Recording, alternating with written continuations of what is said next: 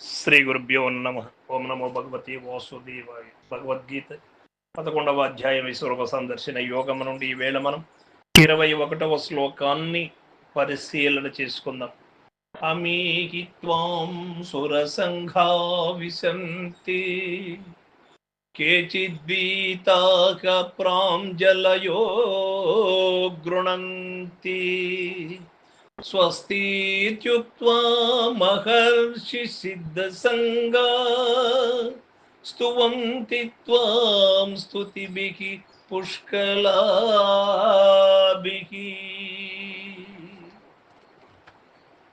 హే కృష్ణ జనార్దన, ఈ దేవతా సమూహములు నీ యందు ప్రవేశించుచున్నవి కృష్ణ. మరి కొందరు భీతిల్లి చేతులు జోడించుకొని నిన్ను స్తుతించుతున్నారు కృష్ణ.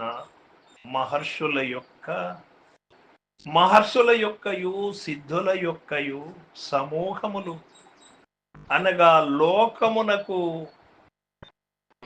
క్షేమమగుగాకాయని పలికి సంపూర్ణములగు స్తోత్రముల చేత నిన్ను పొగుడుచున్నారు కృష్ణ. సమస్త దేవతలు, ఋషులు అందరికీ కూడా నీవు సమస్త లోకములకు క్షేమకరాన్ని కలిగించేటువంటి వ్యక్తిగా నిన్ను స్తుతిస్తూ ఉన్నారు. చేతులు జోడించి నమస్కరిస్తూ ఉన్నారు. సప్త ఋషులు మొదలు సర్వలోకాల శ్రేష్ఠులుగా ఉన్నటువంటి వారు అందరూ కూడా నీ ముందు మోకరిల్లి స్తుతిస్తూ ఉన్నారు జనార్దన. స్వస్తిత్యుక్త్వా మహర్షి సిద్ధసంగా, మహనీయులు ఎప్పుడునూ లోకము యొక్క క్షేమమునే కోరుచుందురు. స్వస్తి ప్రజాభ్యాః అని వారి వచనము కదా. స్తువంతి అనగా మహర్షులే భగవానుని స్తోత్రము చేయుచుండా ఇక సామాన్యుల విషయము చెప్పనేల. వారును తప్పక భక్తిని ఆశ్రయించి సర్వేశ్వరుని స్తుతించుట ధర్మము అని అర్జునుల యొక్క అభిప్రాయాన్ని వ్యక్తపరుస్తూ ఉన్నారు. ఇది శ్రీకృష్ణ పరమాత్మ అర్జునుల ద్వారా యావత్ ప్రపంచమునకు బోధ చేసినట్టుగా మనం భావించాలి. శ్రీకృష్ణ పరమాత్మ శ్రీమన్నారాయణ స్వరూపమే. గీతను రాసినవాడు శ్రీమన్నారాయణ స్వరూపమే. గీతను వినినటువంటి అర్జునుడు కూడా శ్రీమన్నారాయణ స్వరూపమే. కాబట్టి అర్జునులకు కూడా ఇక్కడ అనుమానం రావడానికి అవకాశం లేదు.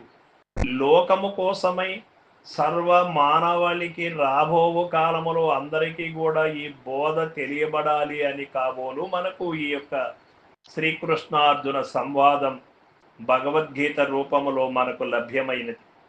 శ్రీరామచంద్రుడు వశిష్ఠ భగవానుని ద్వారా ఏ విధంగా అయితే వశిష్ఠ గీత ద్వారా మానవాళికి అందించారో, పార్వతీ మాత ఏ విధంగా అయితే పరమేశ్వరుని ప్రార్థించి గురు గీతలను అందించినదో, ఈ విధంగానే మనకు యావత్ ప్రపంచానికి నాటి నుండి నేటి వరకు కూడా మనకు సద్గ్రంథాలు మన ముందు ఉన్నాయి, సత్శాస్త్రాలు మన ముందు ఉన్నాయి.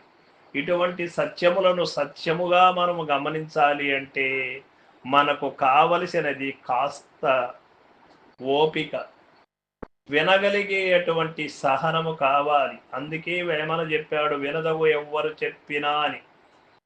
వినేటువంటి సహనం మనకు ఉన్నప్పుడు అందులో నిజానిజములను విరిగి ఏది కలో ఏది నిజమో అనే సత్యం మనకు తెలియబడుతుంది.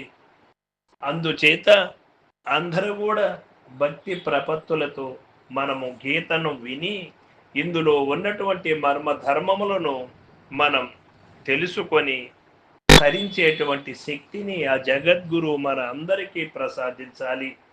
ఇక్కడ మహర్షులటువంటి వాళ్ళే శ్రీకృష్ణునికి శరణాగతులై ప్రాధేయపడి ప్రార్థిస్తూ ఉన్నారు అంటే మానవ మాతృలమైనటువంటి మనం, మాయకు లోనై ఉన్నటువంటి మనం, సాంసారిక బంధంలో ఉన్నటువంటి మనం శరణాగతుడు కాకపోతే మనకు మార్గం ఎక్కడున్నది? అందుచేత ప్రతి ఒక్క మనిషి గురువు చెంత చేరవలసినదే. నేటికి కూడా గురువు లేక గురుతు ఎవ్వరికీ కుదరదు, అజుడికైనా వాడబ్బకైనా.